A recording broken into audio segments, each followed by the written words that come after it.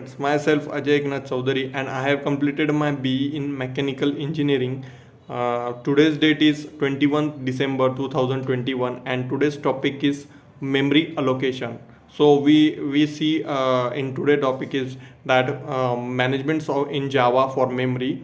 So memory management is the process of allocation and allocation of deallocation of object called memory management. The Java does memory management automatically. Java uses an automatic memory management system called garbage collector. Thus we are not required to implement memory management logic in our application. Java memory management divides into two major parts, that is JVM memory structure, which is collected by the Java collectors. It is working on Java collector. So what is JVM memory structure? JVM creates and runtime data areas in the heaps. These areas are used during the program execution. The memory areas are destroyed when JVM exists. Wherever the data arises are destroyed when the threads exist. Method area is a part of a heap memory which is shared among all the threads. It creates when the Java startup. It is used to store class structure, class, superclass name, interface name, and constructors.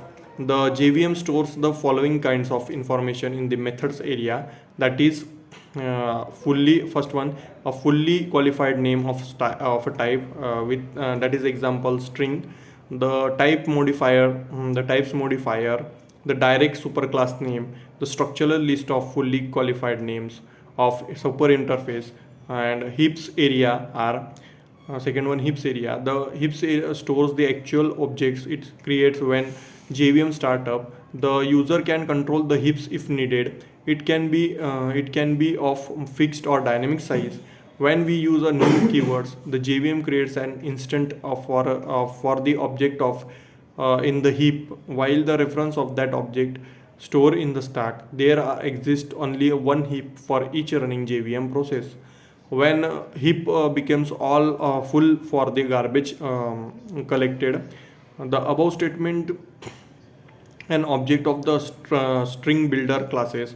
The object allocates to the heap and the reference SB allocates to stack heaps and divided into following parts, that is young generation, superior generation, survivor space, old generation, permanent generation, and code cache.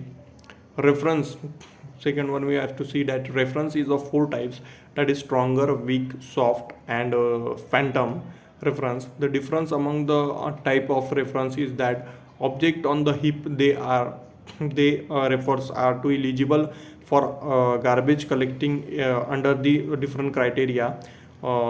Strong, first one is strong reference. It is very simple as we use it in our daily program. An object which have strong reference attached to it's not eligible for garbage collection. When we create a strong reference by using the following statement, that is build a string builder SB is equal to new string builder call bracket double bracket and semicolon. Second one, weak reference. It does not survive after the next garbage collection process. It if we are not sure when the data will be requested again. In this condition we create a weak reference to it.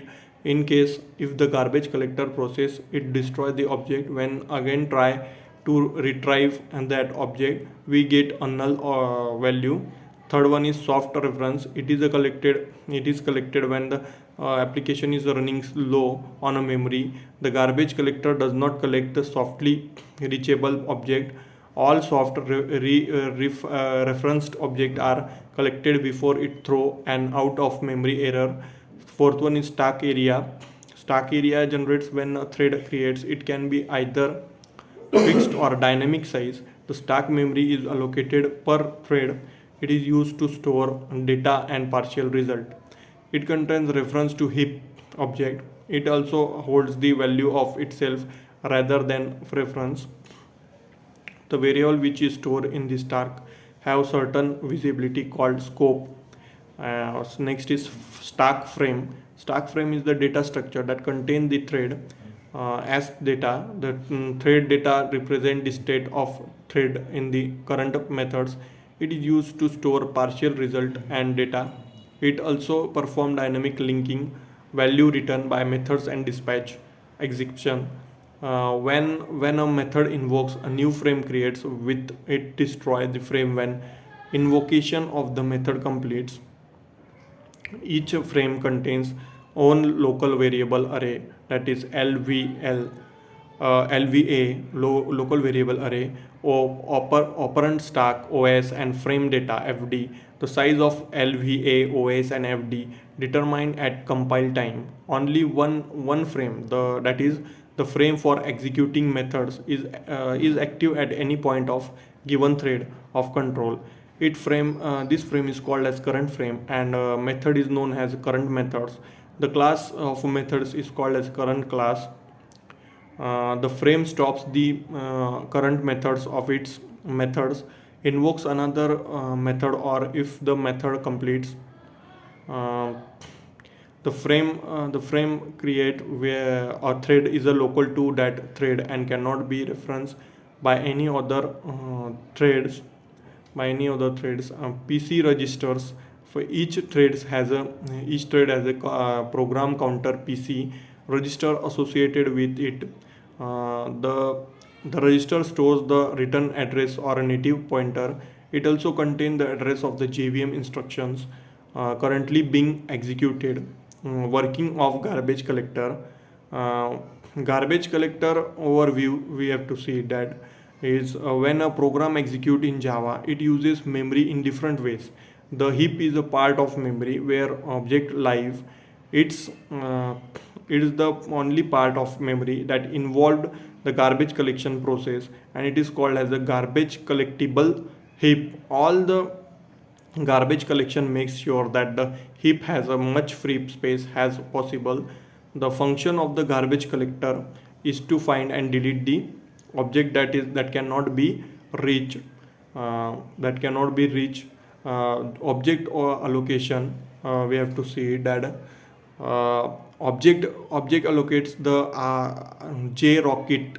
JVM checks the size of object. It distinguishes between small and large objects. The small and large size depends on the JVM version, heap size, garbage collection strategies, and platform used. The size of an object is usually between 2 to 128 KB.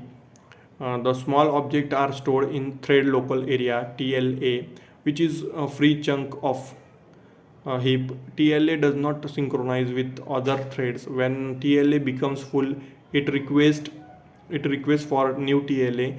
Types of garbage collection, we have to see, that is five types that are as follows. First one is serial GC, that uses to mark and sweep the approach of young and old generation, which is minor and major GC.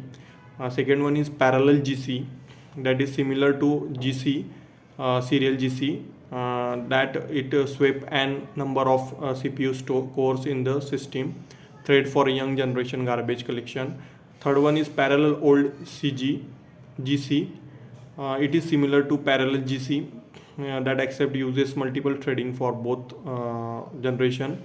Fourth one is CMS collector, that it does the garbage collection for the old generation. You can limit the number of threads in CMS collectors using XX parallel CSTM. Also it's known as concrete low pause collector. G1 garbage collector next is introduced in Java 7. It's replaced to the CMS collector. Its principle to construct and CMS collector. There is no young and old generation space. It divided into heaps into several equal size heaps. It provides first collected the region with laser live mark and sweep algorithm. JRockets JVM uses the mark and sweep algorithm for performing the garbage collection. It contains two phases, that is mark phase and sweep phase. Mark phase, we have to see that object that are accessible from the thread native handles and other GC root sources are marked as a live, and every object tree has a more than one object root object GC is a route of reachable sources and collection route and its routes. It identifies and mark all the objects in use. uh, Second is sweep phase. In this phase the heap transfers to find the gap between the live object. These gaps are recorded into free list and are available for new allocation. There are improved version of mark and sweep, concrete mark and sweep, parallel mark and sweep, concrete mark and sweep. It allows the thread to continue running during a large portion of the garbage collection. There are following types of markings which are introduced, that is initial marking.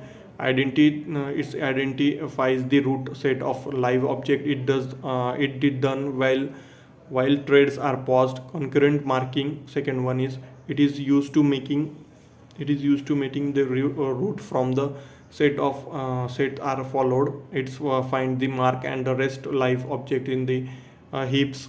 Pre-cleaning marking, next one is it identifies the changes being made by concurrent marking. Other live objects mark and found. Done while the threads are running. Now next is final marking. It identifies the changes made by pre-cleaning marking. Other live objects and mark and found. It is done while threads are paused. So that are the memory allocation we have studied now. So thank you for watching my video.